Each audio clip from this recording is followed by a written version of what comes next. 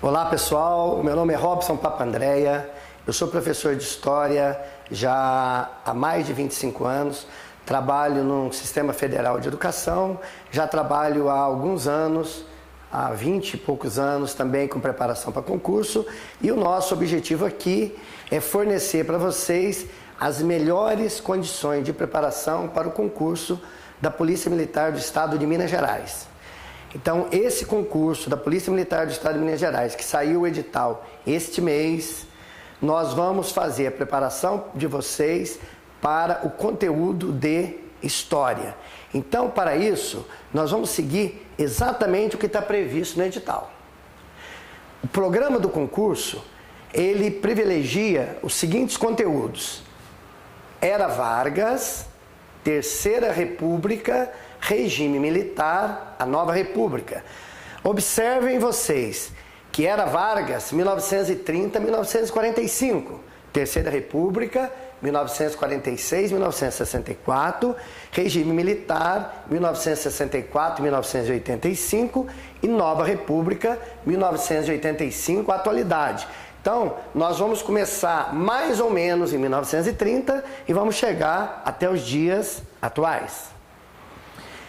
E também, no edital do concurso, ele destaca alguns grandes temas. O que significa isso? Quando o edital do concurso destaca um tema, é que esse tema é de relevância para o edital. Se é um tema de relevância no concurso, é um tema que nós vamos dar um destaque e vamos corrigir questões, vamos trabalhar esses temas mais demoradamente. Então nós vamos ter um trabalho mais diferenciado para com esses temas. Esses temas são a situação econômica do Brasil pós-64, a redemocratização e direta já, o governo Sarney, o governo Collor, o governo Itamar Franco, o governo Fernando Henrique Cardoso, a eleição e primeiro mandato do presidente Luiz Inácio Lula da Silva e a sociedade brasileira na atualidade.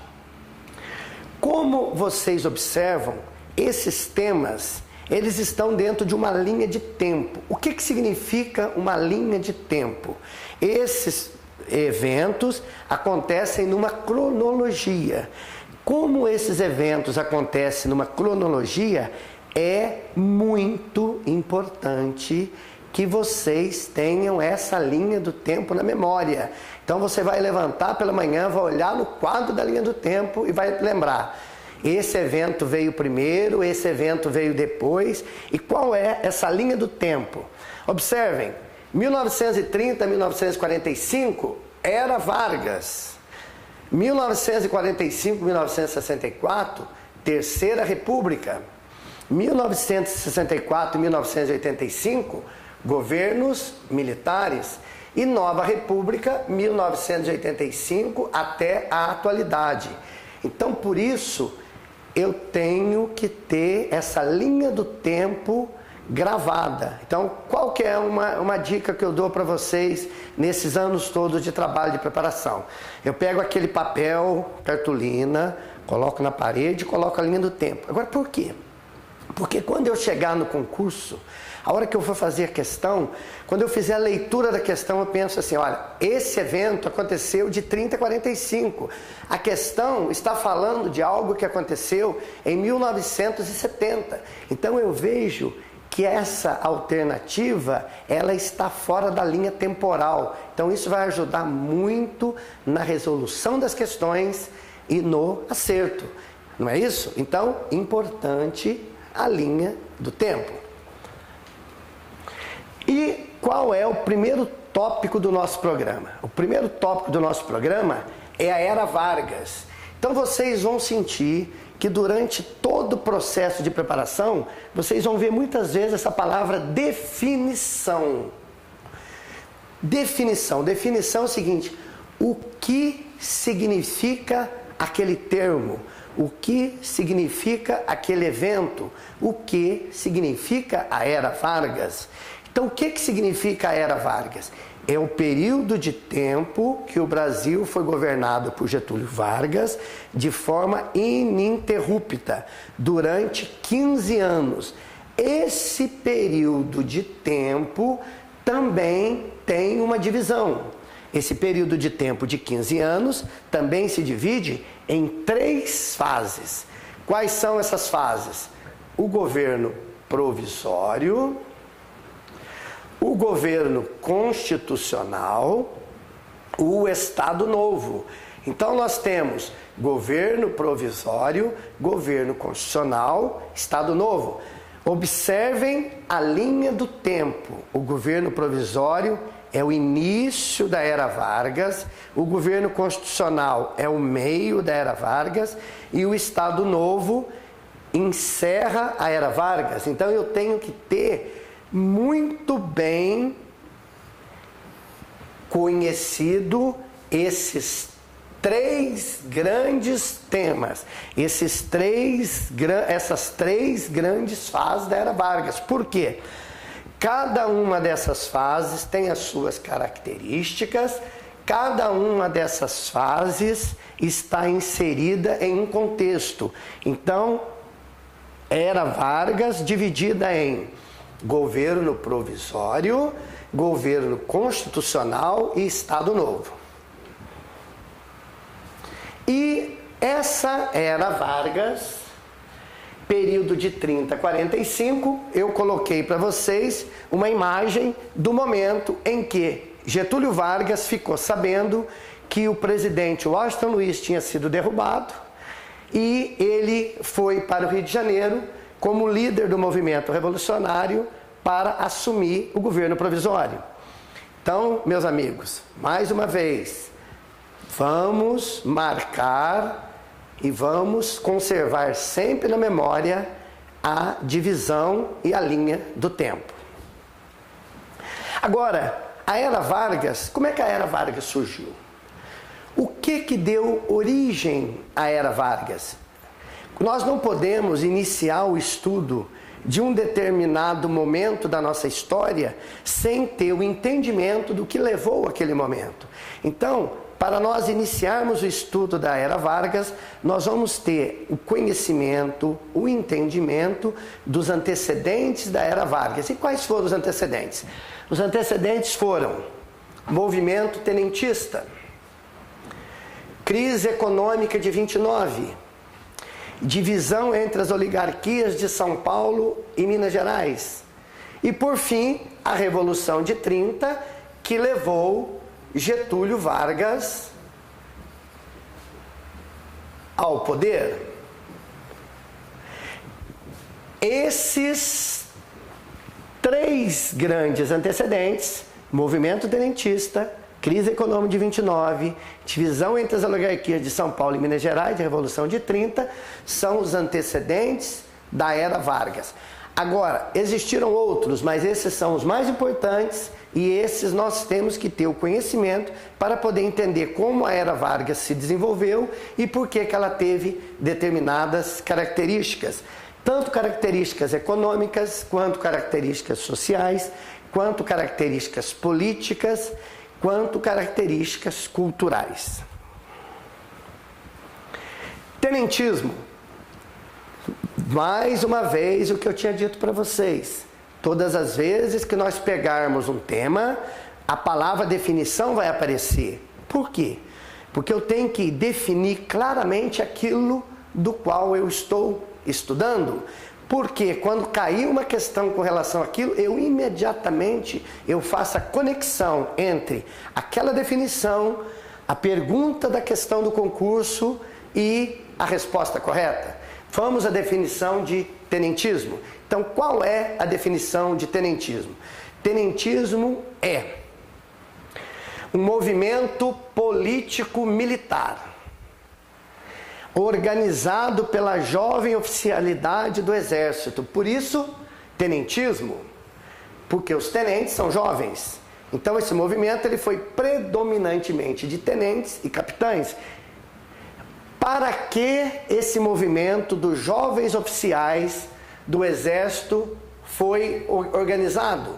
Para combater os vícios da República Velha.